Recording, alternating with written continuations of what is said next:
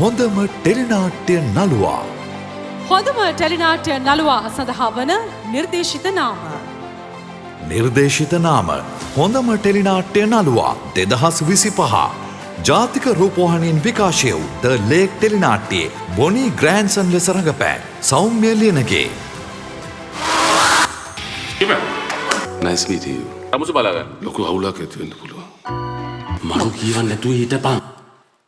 නිර්දේශිත නාම හොඳම ටෙලිනාට්‍ය නළුවා 2025. සරණ වාහිනියෙන් විකාශය වූ පැබ්ලෝ ටෙලිනාට්‍යයේ පැබ්ලෝ ලෙස රඟපෑ සම්පත් ජයවීර. මගෙන් අහනද ඔච්චර දෙයක් ප්ලෑන් කරේ? Pablo Smith අප්පුහා.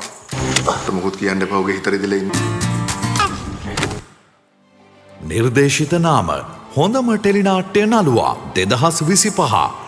සරණ වාහිනියෙන් විකාශය වූ රටපවුල ටෙලිනාට්‍යයේ දනුක ලෙස රඟපෑ අකලංක ප්‍රභාෂ්වර. ගිහිලයි රට්ට කපලා ගහන බලන්තගේ බයි කියා සත්තු නෙමේ ඔරියන් එකේ ඔන්ලයින් ඕඩර් කරාම ඔයගේ ගෙදෙට්ට එනවා ඉතින්. නිර්දේශිත නාම හොඳම ටෙලිනාට්‍ය නළුවා 2025. හිරු ටීවී විකාශය කළ බඹරෙක් ඇවිත් ටෙලිනාට්‍යයේ විපුල ලෙස රඟපෑ චරිත් අබේසිංහ. ගෑරිච්ච ගොඩාක් වගකීම් තියෙනවා රට වෙනුවෙන්. ඉතින් හැමදාම මෙහෙ වෙනස් වෙලා නැහැ. මැරෙනවද කියලා දන්නේ නැතුව අපරොත්තු සමග.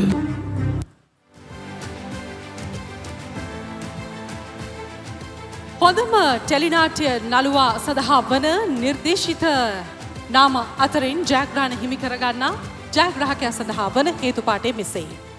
කුඩා කල තමා මුහුණ දුන් සිදුවීම් මාලාවන් හේතුවෙන් මානසික බිඳවැටීමකට ලක් වූ හා එම හේතුවෙන් සිය පෞරුෂයේ බිඳවැටී ඇති පුද්ගලයෙකු එම මානසික අරගලයෙන් ගැලවී ගත නොහැකිව මෙන්ම තම පවුලේ සමාජිකයන් පෙළෙන මානසික ව්‍යාකූලත්වයෙන්ද පීඩා විඳින අතර තමා වටා සිදුවන තමාට පාලනය කළ නොහැකි සිදුවීම් හමුවේ අසරණ වන ආකාරය මෙන්ම එම පුද්ගලයාගේ අතීතෙහි එන පියාගේ චරිතයද රඟපාමින් ප්‍රේක්ෂක සිත් තුළ කුතුහලය කෝපය හා වේදනාව ජනිත වන ආකාරයෙන් අදාළ භූමිකාවන් යථාර්ථවාදී ලෙස නිරූපණය කෙරෙන රංග වින්‍යාසයක යෙදමින් පළ කළ විශිෂ්ට කුසලතාව වෙනුවෙන් 2025 සුමති සම්මානුල්ලේ හොඳම නළුවාට හිමි සම්මානයෙන් පිදුම් ලබන්නේ ජාතික රූපවාහිනියෙන් විකාශය වූ ද ලේක් ටෙලිනාට්‍යයේ බොනි ග්‍රෑන්සන් ලෙස රඟපෑ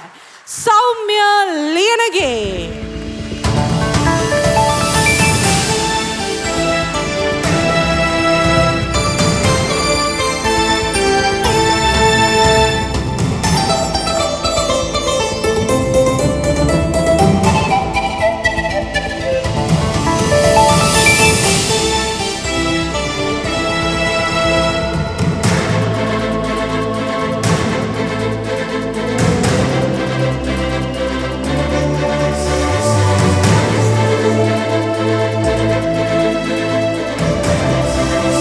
සුබ වැතුම්